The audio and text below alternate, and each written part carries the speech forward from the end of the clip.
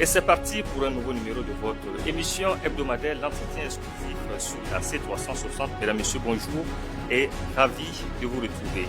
Aujourd'hui, nous allons parler de la vaste réforme en cours au sein du système éducatif au Burkina Faso. Une réforme qui prendra en compte le volet formation militaire dès la classe de CP1.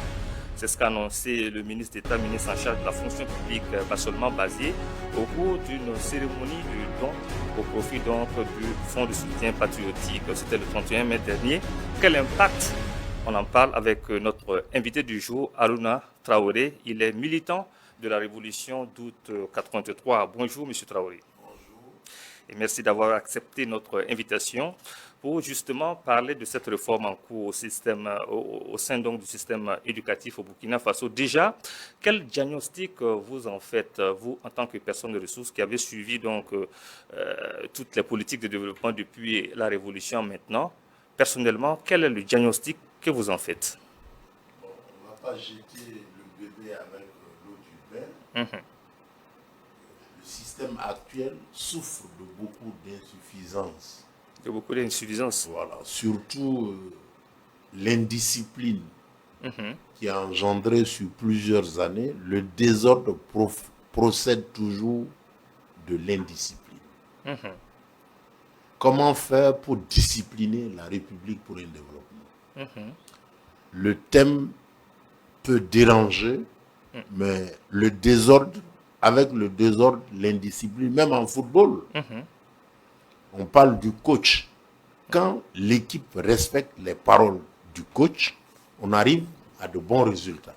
Très clairement. Donc partout, quand on parle de formation militaire, les gens ne voient que les armes et tout. Mais ils ont oublié l'âme de la formation militaire, de toute formation militaire, c'est la discipline. La discipline. Voilà. Comment faire en sorte que les gens soient respectueux des règles de la République. Si vous voyez brûler un feu, c'est anodin. Piller les fonds de la République, c'est pas anodin, ça commence à devenir criard. Mais quand vous fouillez dans le background, quels sont les auteurs de ces faits-là? Ça a commencé depuis quelque part à l'école, au centre de formation. Tout résultante de l'indiscipline. L'indiscipline engendre le désordre de tous les méfaits. L'école burkinabé serait donc victime de cette indiscipline-là, vous voulez dire? Le désordre, les faits d'armes de cette indiscipline-là, vous avez vu dans un passé récent, il y a des élèves qui se sont permis de frapper ou de frapper leurs enseignants. Et même profaner le drapeau national. Le drapeau national. Et c'est passé comme une lettre à la poste. Alors que si c'était sous le MPCR2, les élèves de cette promotion-là, plus jamais dans cette République-là, ne vont prétendre à des fonctions publiques. Très clairement, vous voulez dire que c'est une vision éclairée qu'a eu donc le MPCR2 en voulant donc amener justement la formation militaire à l'école. Moi, je retiens la discipline que ça va engendrer. Jamais il ne viendra à la tête d'un élève, c'est pas pour jeter des fleurs au PMK, de manquer de frapper son enseignant. Ça relève de l'impossible. De brûler le drapeau national, ça relève de l'impossible. Donc, dès le bas âge, il faut vulgariser les bons comportements, les bonnes habitudes. Et ça commence dès l'enfance. Sous le ciment de l'école primaire, un corps sain, dans un esprit sain, vous commencez par des exercices pour vous maintenir en bon état, respect de soi, respect de l'autre. Petit à petit, on fera tout. Et comme cette guerre-là est une école pour nous, déjà nous voyons les fruits de l'indiscipline face à cette guerre-là. Donc, tirant les leçons... Alors, parlons-en. Oui. Les fruits de cette indiscipline au niveau militaire, au niveau donc, dans le cadre de la crise contre le terrorisme. Bon, c'est le désastre. Est-ce que vous êtes volontaire pour la défense de la patrie au plan donc militaire, dans le cadre de la lutte contre le terrorisme? Est-ce que le fait de réformer le système éducatif à ce niveau aura un impact donc dans la reconquête du territoire national. Tout à fait. Parce que la formation militaire, on ne peut pas demander à quelqu'un de donner ce qu'on ne lui a pas donné au préalable, qu'on ne l'a pas préparé. Voyez-vous, aujourd'hui, nous faisons face à une crise. Bon, face à la mort, vous ne pouvez pas inviter quelqu'un d'autre à venir faire face à la mort à votre place. Donc, si tout le monde est militairement formé, ça fait peur, mais c'est toute une éducation. L'impérialisme, comme le système de domination, inculque la culture de la peur chez le dominé, pour lui montrer ce qu'il ne faut pas faire, et surtout la soumission. De reconnaître partout et toujours la domination du colonisateur. Et l'école, justement, participe de cette culture de la peur. Avez-vous vu quelqu'un qui, après avoir fait 30 ans ou 20 ans d'humanité scolaire à l'occidental, ne pas avoir peur? À la fin, vous avez un bon produit, mais il est peureux. Il suffit qu'il entende une tonation, une détonation quelque part, il s'enfuit. Face à la mort, mais ce n'est pas la peine. Donc, si nous commençons la formation militaire dès l'école primaire, ce n'est pas vite aux armes, non. Il y a toute une discipline qu'il faut asseoir. Le respect des anciens, ça c'est chez nous. La culture de l'audace et du courage et de l'endurance, tout ça. Le respect d'un certain nombre de principes. Chacun sait de qui répondre.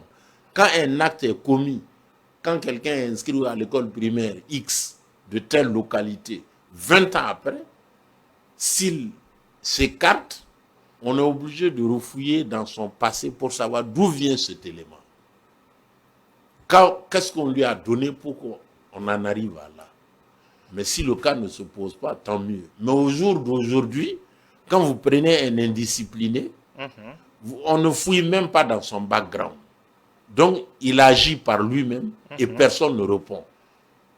Or, toute erreur commise dans une société, les auteurs des manquements, on devrait pouvoir interroger leur passé. Un tel, est-ce que vous répondez d'un tel? Qu'est-ce que vous avez mis dans la tête de cet élément-là pour qu'on en arrive là? Regardez dans les États qui se sont développés. La discipline est de rigueur.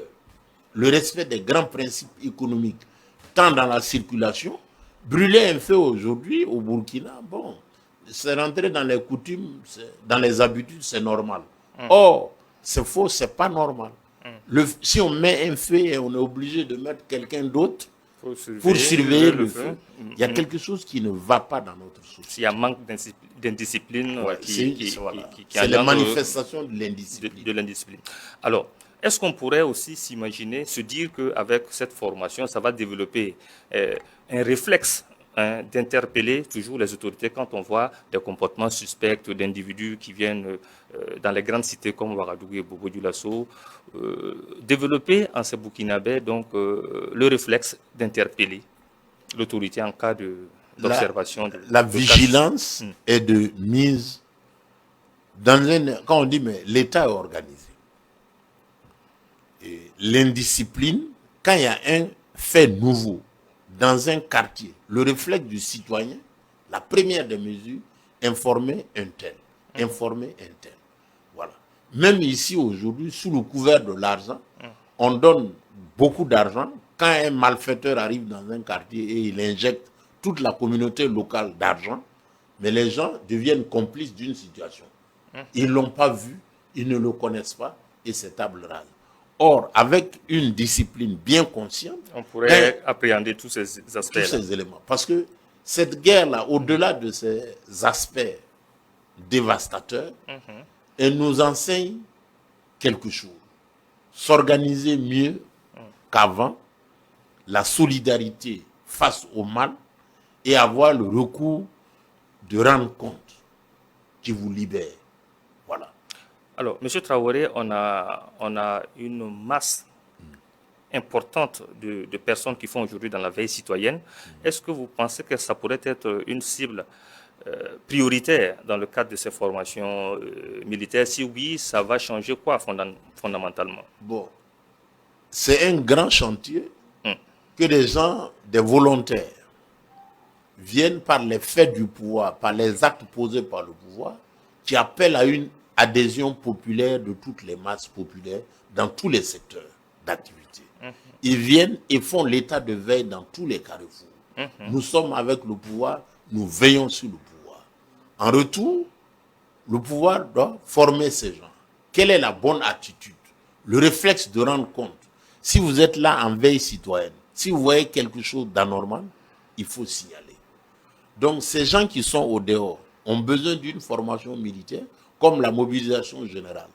Je pense que l'interpellation qui est faite de nos jours, c'est d'avoir un peuple militairement conscient, militairement formé, sur toute l'étendue du territoire. Faut-il dans donc, chaque village, tous les compartiments de la République. Dans tous les hameaux de culture. Tout.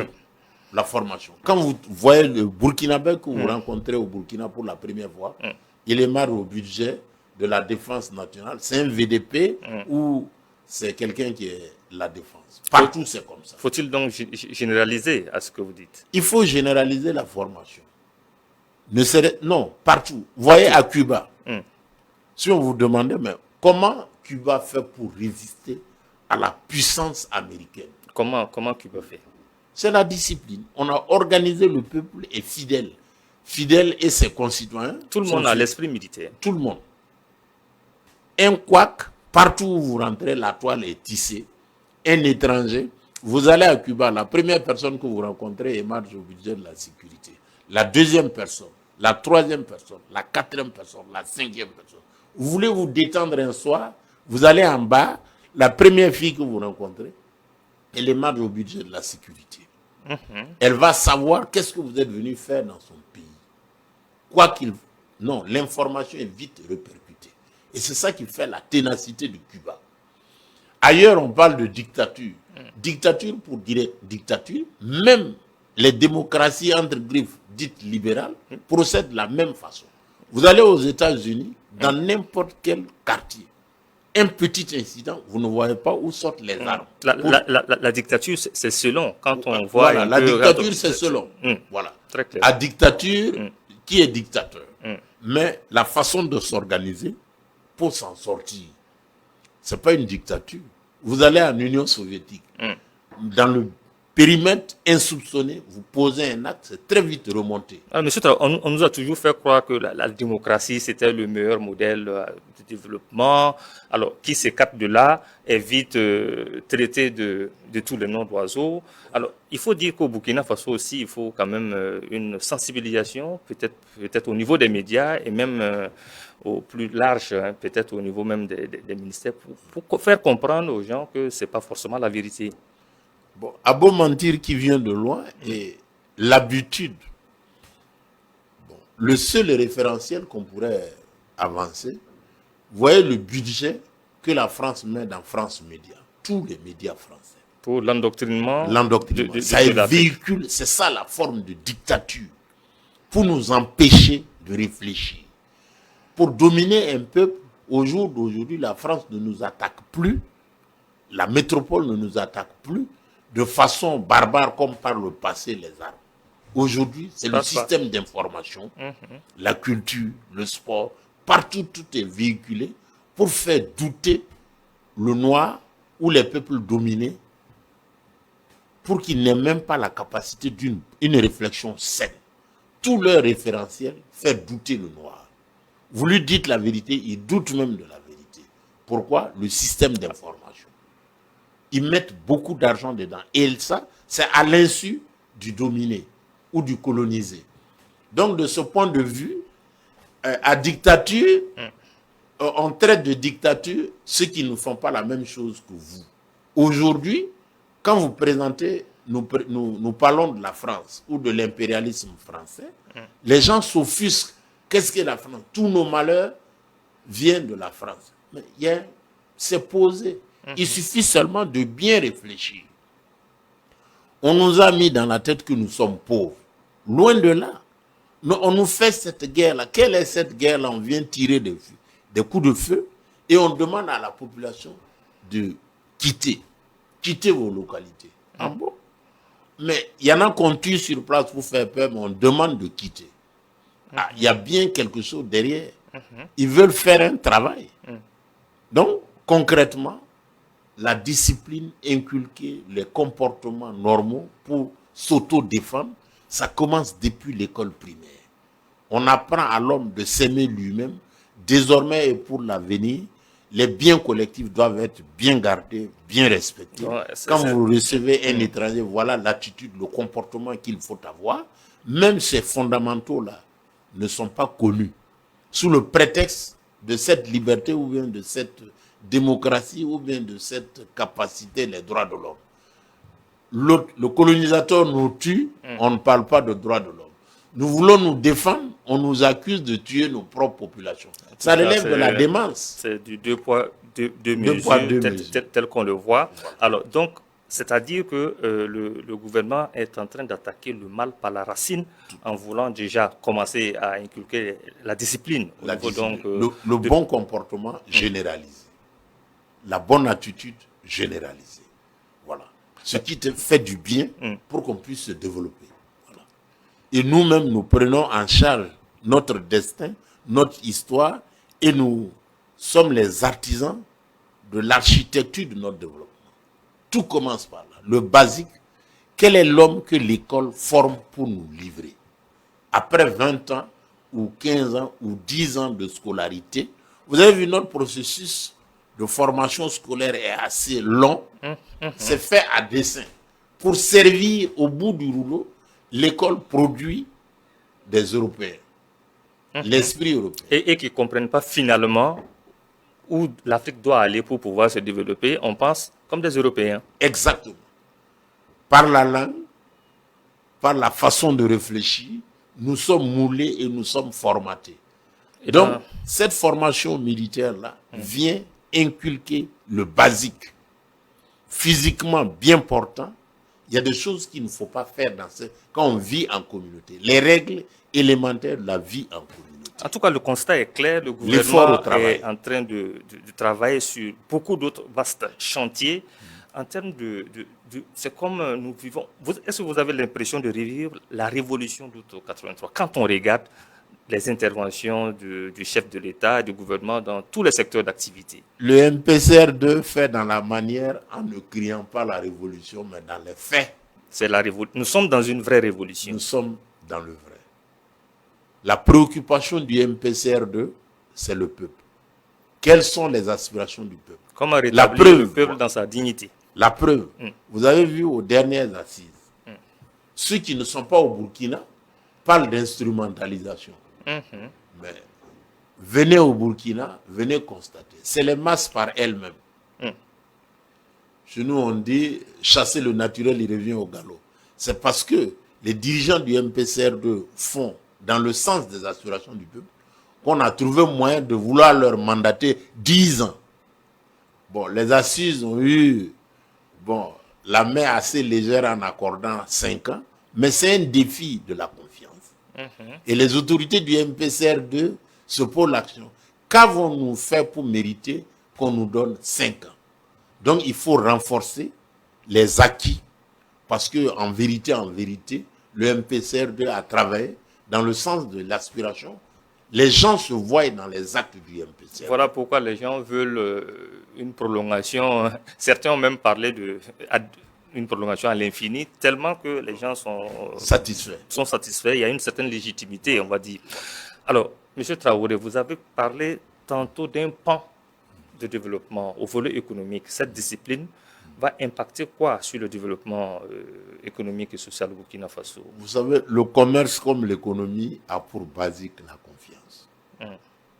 Au jour d'aujourd'hui, vous avez certaines économies, certaines grandes fortunes qui sont acquises sur la malhonnêteté. Dribbler l'État, dribbler ses concitoyens, ou bien dribbler un étranger, ou bien escroquer un étranger. Quand vous êtes dans un corps de métier qui n'est pas basé sur la confiance, dont l'âme de ce métier-là, c'est la confiance, il y a quelque chose qui ne va pas. Comment faire en sorte que les gens ne s'escroquent pas dans cette république-là? Quand vous escroquez quelqu'un, vous êtes vite pris. Et la discipline, là, procure l'honnêteté. Et nous devons veiller à cela. Comment le faire? Il faut butiner On assoit une discipline par la formation militaire, le maniement des armes, comment se maintenir en bonne santé et partout être digne en étant honnête. C'est pas se contenter, avoir le courage de se contenter de ce qu'on a et de mieux faire avancer pour se sortir d'affaires. Ne pas lier son sort à l'aide. Ceux qui nous aident veulent nous soumettre. La main qui donne est toujours au-dessus, la main qui reçoit. Donc le Burkina peut s'occuper de lui-même. Et se départir de l'aide. On voit aujourd'hui les gens souscrivent volontairement au fonds de soutien patriotique. Voilà. Ce qui est quand même impressionnant. Voilà. C'est toute une école que la transition est en train de donner aux gens. C'est le mérite de la confiance. Quand on fait confiance aux dirigeants, on donne son argent. Vous avez vu l'APEC. L'APEC, c'est le financement de l'économie nationale par l'épargne nationale. On investit en APEC parce qu'on fait confiance à l'État et à ses institutions. On donne de l'argent pour soutenir le Front patriotique, l'effort de paix, parce qu'on fait confiance aux dirigeants. Quand vous donnez votre argent et vous voyez du côté droit ou gauche, voilà les armements qui sont acquis au nom de ce que vous avez donné. Voilà le fruit de vos contributions. Ça, c'est du concret. Hier, vous avez vu, dans un passé récent, les gens ne donnaient rien. On prenait, le Burkina s'endette et achète des armes de l'obscurité. On ne nous a jamais fait un compte rendu de ce qui était acquis avec le budget national. Cette fois-ci, le peuple cotise et voici les résultats de la cotisation.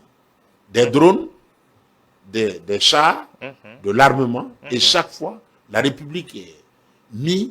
Voilà ce que nous avons fait de votre argent. Voilà, le compte rendu. Et moi, ça a l'avantage de la sincérité. Redevabilité de l'autorité. Qu'est-ce qu'on fait de notre argent? Qu'est-ce qu'on fait de nos contributions volontaires? Et ça donne le courage à ceux qui n'ont pas encore cotisé de donner de l'argent. Parce qu'à la tête de la République, vous avez des hommes de confiance, des gens dignes de confiance. Vous leur donnez votre argent, voilà. Et les détournements sont aussi sanctionnés avec une rigueur ferme. Celui qui est pris dans la main dans le sac en train d'avoir un comportement déviant, la sanction doit être à la hauteur. Vous avez vu certains officiers qui ont été radiés de l'armée. Voilà. Donc, ce sont des décisions fortes qui donnent matière à réfléchir aux gens. Tout à fait. Ça fait tache d'huile en même temps. Voilà. Et donc, encore une fois, il faut avoir le courage de commencer quelque part. La formation militaire vise à inculquer aux masses populaires la discipline, l'organisation. On ne peut aller en progrès qu'en ordre organisé. Et vous l'avez dit, tous les pays développés sont en général des pays bien disciplinés, où les gens sont vraiment dans une sorte de discipline. Voilà. En Allemagne, par exemple, vous jetez le lotus dans la rue, toute la circulation s'arrête. Et ces comportements-là viennent depuis le temps d'Hitler. Ouais. Comme quoi, la discipline paye. Un peuple organisé gagne toujours. Un peuple organisé est toujours invincible. Nous ne comptons pas seulement sur les forces de défense et de sécurité ou les volontaires. Nous voulons que tout le monde, à tous les niveaux, soit un VDP. Vous êtes un commerçant VDP. Vous avez une réplique. Journaliste VDP. Voilà. Voilà, vous parlez pour la nation. Parce que cette guerre-là, nous jouons notre vie, nous jouons notre survie. Ceux qui nous attaquent veulent l'extermination de l'État Burkina Faso. Nous sommes atteints dans notre existence même. Faire ce combat, parler pour la République, c'est défendre. Encore faut-il vivre pour pouvoir parler de Burkina Faso. Ça n'incombe pas que le militaire. Non. À tous les échelons, à tous les corps de métier. Le devoir d'honnêteté, le devoir de dignité, le devoir de probité incombe à tous les citoyens de ce pays-là. L'effort de paix, ça incombe à tout le monde. Et le premier responsable donne le bon exemple. Au commencement, camarade président, voulez-vous qu'on vous fasse des indemnités particulières? Il dit non, pas la peine. Mon salaire de capitaine me suffit. Et c'était un message fort. Parcourez le continent. Tout le continent est mis à défi. Parcourez le continent. Où rencontrez-vous ces gens de présidents? Dans un passé récent, on l'avait vu avec le président Thomas Sankara. Encore une fois, l'histoire se répète. Voilà quelqu'un qui vient aux affaires et qui dit qu'il peut se contenter de son salaire de capitaine. Sans dire donc long et c'est l'exemplarité. Voilà. La tête donne la tonalité. Les devoirs des Burkinabés, être Burkinabé, c'est être honnête. Être Burkinabé, c'est de la dignité. Être Burkinabé, c'est être prêt à la guerre partout. Quand vous voyez, ne soyez pas complices des faits qui procèdent, qui vont tuer nous tous. Tu prends 100 000 ou 10 millions pour qu'on tue beaucoup de tes frères. Donc, tu es à pendre. Voilà. Ne pas être complice des facilités. Or, l'école actuelle nous inculque la peur, la recherche de la facilité, qu'on pense qu'avec, au tournant de ceci ou cela, on peut finir avec sa misère. Non. Le progrès se cultive, le progrès s'apprend par la discipline, l'honnêteté et l'ardeur au travail. Et cette réforme donc, vient donc à point nommé, surtout qu'on a encore 5 ans. On imagine un peu ce que ça pourrait donner comme plus-value dans l'éveil de conscience, dans les réflexes que les gens devraient avoir déjà au niveau scolaire. Oui, tout à fait. Il faut que dans les universités déjà et dans toutes les écoles de formation, les gens s'emploient au patriotisme, aimer sa patrie, sa nation, ne relève pas, ce n'est pas le miracle, ce n'est pas nous qui avons commencé. Ailleurs où les peuples sont sortis vainqueurs, ils se sont organisés, ils se sont disciplinés pour aller. Vous avez vu au Vietnam, par exemple, pendant la guerre du Vietnam, c'est les hommes sur lesquels les blindés ont marché pour traverser des fleuves entiers. Cela relève du courage national. Donc, encore une fois, ici, faire une formation militaire dans les écoles primaires, c'est vraiment inculquer la discipline dès la base, surtout enseigner les gens sur ce qu'il faut faire et ce qu'il ne faut pas faire, et comment faire pour vivre en communauté, et comment la vie de chacun dépend de la vie de tous. Et progressivement ouvrir le champ à d'autres secteurs d'activité. Quand vous êtes d'une certaine école, ou bien vous êtes sorti d'un tel endroit de formation, votre comportement répond de la culture que vous avez reçue de vos maîtres.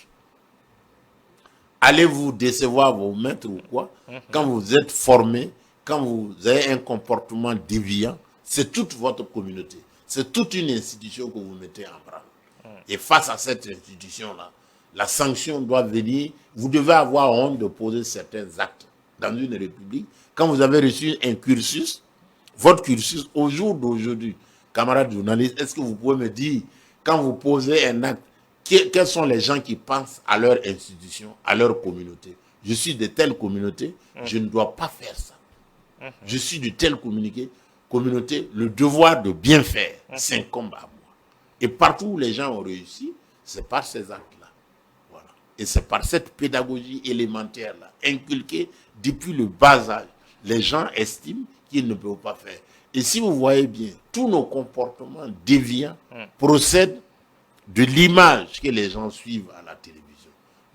Nos télévisions, nos écrans sont envahis. L'anormal devient normal. L'interdit devient possible. Parce qu'on a vu ça à la en télé. Force de fournir chaque jour que Dieu fait, donc, finalement, ça finit par impacter sur les comportements des individus. Voilà. Mieux vaut tard que jamais. Vivement cette formation pour qu'on sache d'où nous venons et où nous voulons aller.